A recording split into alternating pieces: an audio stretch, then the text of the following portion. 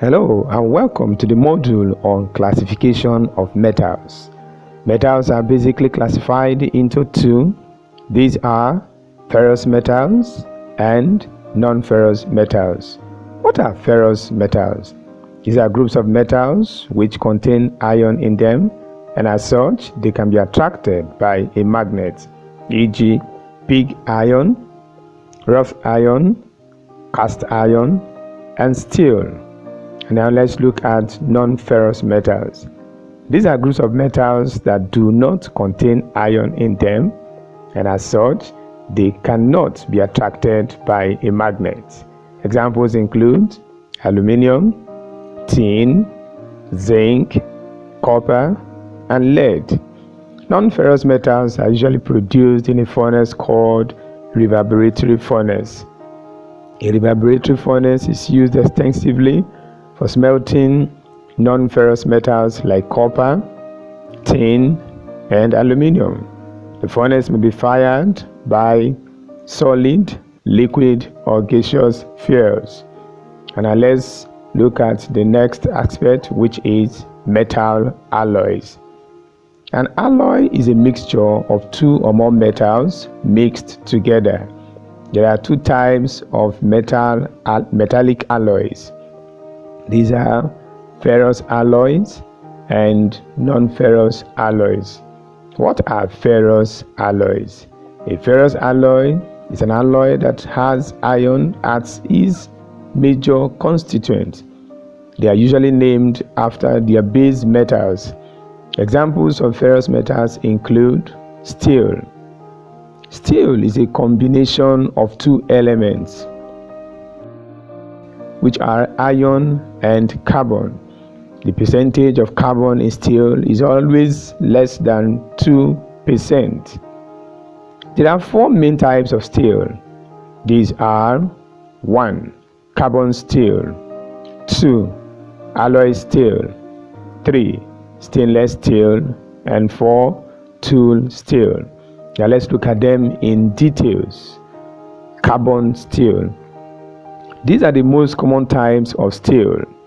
Some of the examples of carbon steel include mild steel. These are also known as low carbon steel. It contains 0.05% to 0.15% carbon. This makes it strong and ductile. It is easy to file and forge, but it cannot be tempered or hardened. Mild steel is used for manufacturing wires, bolts and nuts, pipes, scissors, axe, etc. And the next example of carbon steel is medium carbon steel. This contains 0.25% to 0.5% carbon. It is less ductile than mild steel, but stronger than mild steel. It is used for making gears and railroad tracks. The next example is high carbon steel. This contains more than 0.6% carbon. It is used for making brick nails and sharp cutting tools. And so we'll look at the next type of steel, which is tool steel. The strength of steel depends on the quantity of carbon it contains. When the carbon content of steel is increased beyond 0.8%, it means it can be hardened by heating. Such steel is called tool steel or cast steel. It is produced by high-frequency induction furnace. They are very commonly used to make metal cutting tools like hammers. And so we look at the next type of steel, which is alloy steel. This is the type of steel which contains several other elements than carbon and iron. They are more resistant to corrosion and they are cheaper. Examples include 1. High-speed steel. This contains 18% tungsten, 4% chromium, 1% vanadium, 0.77% carbon, and 0.25% manganese, and 0.15% silicon, with iron as their major constituent.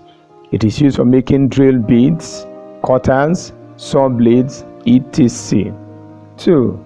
high tensile steel.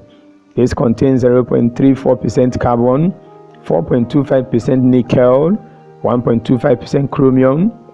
Its high strength and toughness makes it desirable for engineering purposes.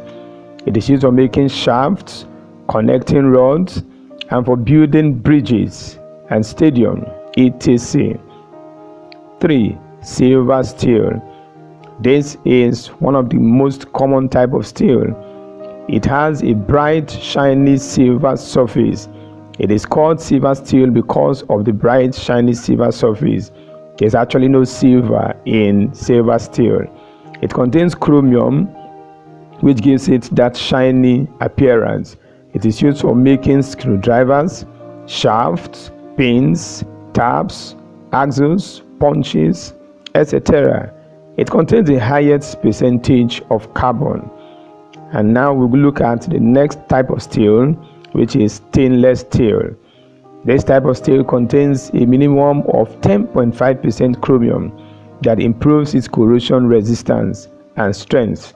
The percentage of carbon range from 0.03 to 1.2%. Other elements such as nickel, molybdenum, titanium, phosphorus have been added, and vanadium have been added, and that helps to enhance its corrosion resistance. It is used for making kitchen utensils and medical equipment. And that brings us to non-ferrous alloys. Non-ferrous alloys are alloys that contain two or more are joined together, two or more elements which are joined together. Examples of non-ferrous alloys are 1. Brass. This is an alloy that is made up of a combination of copper and zinc. 65% copper and 35% zinc is used for making brass. It is malleable and resists corrosion.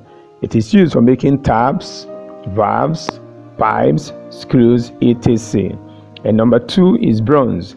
This is an alloy that is made up of 80% copper and 20% tin. Bronze is highly resistant to corrosion.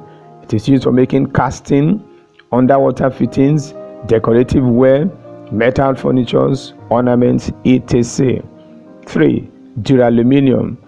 This is an alloy of aluminium. It contains 4.5% copper, 0.5% manganese, and 0.5% magnesium, and 94.5% aluminum. It becomes hardened with age. It is used for making aircraft and shades. 4. Soft solder. This is an alloy of tin and lead. It is made of 40% and 60% copper, 40% copper and 60% lead. It has good corrosion resistance. It can be used for joining metals in sheet metal work. And 5. Gliding metal. This is an alloy of copper and zinc.